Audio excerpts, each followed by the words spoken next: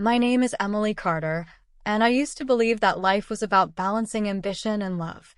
I thought I could somehow juggle being the perfect wife while climbing the corporate ladder at one of the biggest marketing firms in Chicago. For years, I managed to keep everything in place. I had a stable marriage, a supportive husband, and a career that was finally starting to gain momentum. But all it took was one decision, one night, to unravel everything I had built. I met my husband, Daniel Miller, during college at the University of Illinois. He was studying civil engineering, while I majored in business and communications. He had the kind of calm energy that drew me in, a steadiness that made me feel safe in a world where I was always chasing something more. By the time I graduated, we were inseparable. He proposed on a snowy evening downtown, right in front of the Cloud Gate, also known as the Bean. We got married a year later, a small ceremony with close family and friends. Life together started simply. Daniel got a job at an engineering firm, and I landed a position as a junior account manager at a marketing company in Chicago. We rented a modest apartment in Lincoln Park, spent weekends cooking together, and talked about buying a house someday. It wasn't perfect, but it was ours, and it was real. As the years went by, though, my career ambitions grew. I worked long nights, volunteered for projects others avoided, and built a reputation as someone who always delivered. That's how I came under the mentorship of Richard Hale, the vice president of our firm. He was sharp, charismatic, and one of the most influential people in the industry. If Richard trusted you, doors opened everywhere. I admired him, and in a way, I feared him too. Daniel was patient, always reminding me that my dreams mattered but that I should never lose sight of what we had together. But the truth was, our relationship started to shift. While he wanted quiet evenings and conversations about starting a family, I often found myself staying late at the office, glued to my laptop. Slowly, our lives began to drift apart, not in an explosive, dramatic way, but like two ships slowly sailing in different directions without realizing the distance growing between them. The night everything changed began innocently enough. Richard invited several of us to a corporate gala, a fundraising event at one of the finest hotels downtown. It was one of those nights where everyone from the industry gathered. Investors, executives, and CEOs I had only ever read about in magazines. It was the kind of event where making the right impression could change the trajectory of your career. Daniel wasn't thrilled about it. "Another late night?" he asked, his voice tinged with disappointment. "It's important, Daniel," I told him as I slipped into a sleek navy dress. "These are the people I need to network with. You know how hard I've worked for this." He sighed but didn't push. That was his way. He rarely argued, even when he was upset. "Just don't forget we exist outside of your job, he said quietly. I brushed it off, promising I'd make it up to him. The gala was dazzling, chandeliers glittering, glasses of champagne flowing, music humming in the background. Richard stayed close to me, introducing me to people I had only dreamed of meeting. For the first time, I felt like I belonged at that level. Every handshake, every smile, every nod of approval fueled something in me. As the night wound down, Richard pulled me aside. "Emily, I need you to stay back for a bit. There's someone important I want you to meet, someone who doesn't stay for the public events." I hesitated.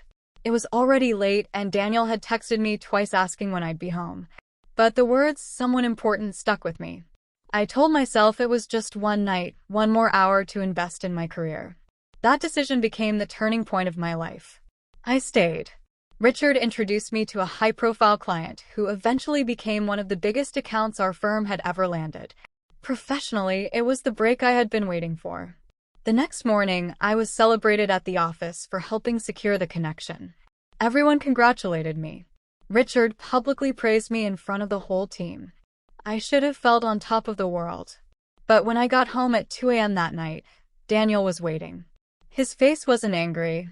It was something worse. Hurt. "Emily," he said softly, "I don't recognize you anymore." "I was working," I tried to explain. "This is important for us, for our future." He shook his head. "No, Emily. This wasn't for us. This was for you. And you chose them over me." Again. That again hit me hard.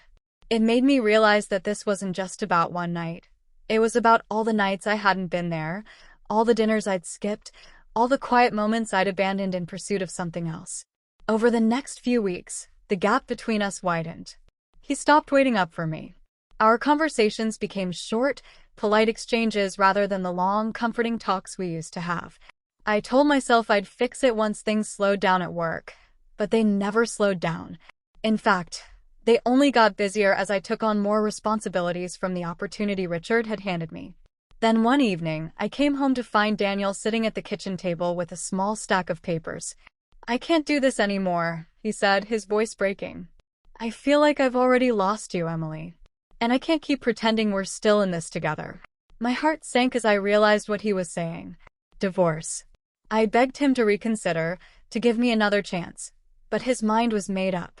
He had been patient for years, but patience has its limits. When he left, he took more than just his belongings. He took the quiet stability that had always grounded me. Suddenly, the apartment felt empty. The silence was suffocating. For the first time, I realized that all the success in the world couldn't fill the void of losing him. Months passed, and my career continued to soar. I got promotions, recognition, and even invitations to speak at conferences. People saw me as a rising star, a woman who had it all. But behind the polished exterior was someone broken, someone who traded the most important relationship of her life for achievements that now felt hollow. Sometimes I'd see Daniel's name pop up on social media. He had moved on, bought a house in the suburbs, and eventually remarried.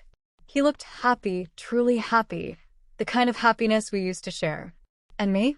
I still sit in my corner office, staring out at the city skyline, wondering if it was worth it.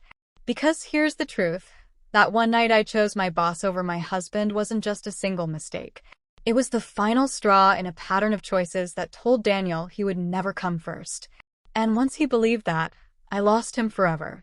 If there's anything I've learned from all of this, it's that success means nothing if you have no one to share it with.